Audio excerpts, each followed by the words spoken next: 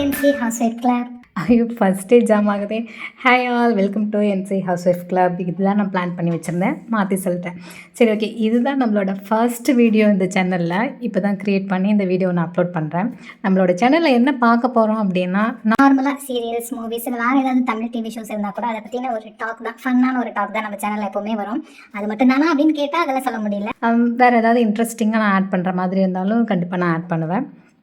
So இன்றைக்கி எதை பற்றி நம்ம பேசுகிறோம் அப்படின்னா, மதராசியோட ஆடியோ லான்ச் இப்போ தான் நான் வீடியோ பார்த்தேன். செம்ம சூப்பராக இருந்தது. கொஞ்சம் ஃபர்ஸ்ட் டே கொஞ்சம் ஜாம் ஆகுது, வாய்ஸ் எல்லாம் என்ன பேசுறதுன்னு தெரியல. ஓகே, மதராசியோட ஆடியோ லான்ச் நான் இப்போ தான் பார்த்தேன். செம்ம சூப்பராக இருந்தது. சிவகார்த்திகேயன் ரொம்ப நாளைக்கு அப்புறம் ஃபன்னாக பேசின மாதிரி நிறைய பேர் காமெண்ட் பண்ணியிருந்தாங்க. நானுமே ரொம்ப நாளுக்கு அப்புறம் இப்போ தான் பார்க்குறேன். அதெல்லாம் கேட்க ரொம்ப நல்லா இருந்தது. பட் அவரோட ஸ்பீச் பார்த்திங்கன்னா ரொம்ப கான்ஃபிடென்ட்டாக இருந்தது. ஸோ அப்போ கண்டிப்பாக மூவி நல்லாயிருக்கும் அப்படின்னு தான் நான் நினைக்கிறேன். யாரெல்லாம் நாளைக்கு ஃபர்ஸ்ட் டே ஃபர்ஸ்ட் ஷோ பார்க்கறதுக்கு கரெக்டாக தான் சொல்கிறேன்னா, ஓகே, நாளைக்கு ஃபர்ஸ்ட் டே ஃபர்ஸ்ட் ஷோ பார்க்க கொஞ்சம் லாங் பிரேத் எடுத்துக்கிட்டே நான் சொல்கிறேன். ஃபர்ஸ்ட் டே ஃபர்ஸ்ட் ஷோ யாரெல்லாம் பார்க்க போகிறீங்க அப்படின்றத மறக்காமல் காமெண்ட் பண்ணுங்கள். டிக்கெட் எல்லாம் புக் பண்ணியாச்சா? பார்த்துட்டு வந்து கண்டிப்பாக மூவி எப்படி இருந்தது அப்படின்றதையும் மறக்காமல் சொல்லுங்கள். ஏன்னா நான் கண்டிப்பாக நாளைக்கு போக போகிறதில்ல.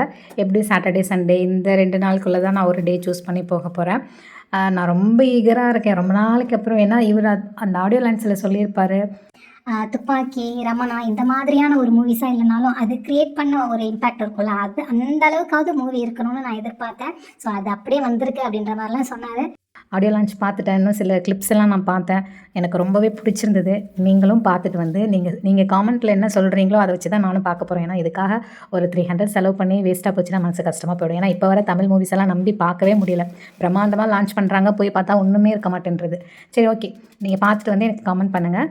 உங்ககிட்ட பேசிக்கிட்டே நானும் கிச்சனெல்லாம் க்ளீன் பண்ணி முடிச்சிட்டேன். அவ்வளோதான். இதுக்கு மேலே லஞ்சு சாப்பிட்டா அப்படியே போய் ரெஸ்ட் எடுக்கிற வேலை தான். ஏதாவது நான் நல்ல மூவிஸ் பார்த்தேன் அப்படின்னாலும் உங்களுக்கு நான் சஜஸ்ட் பண்ணுறேன். ஏன்னா ஃப்ரீ டைமில் நம்ம என்ன பண்ணுறது, என்ன பார்க்குறது, நிறைய மூவிஸ் தான் தேடுவோம்.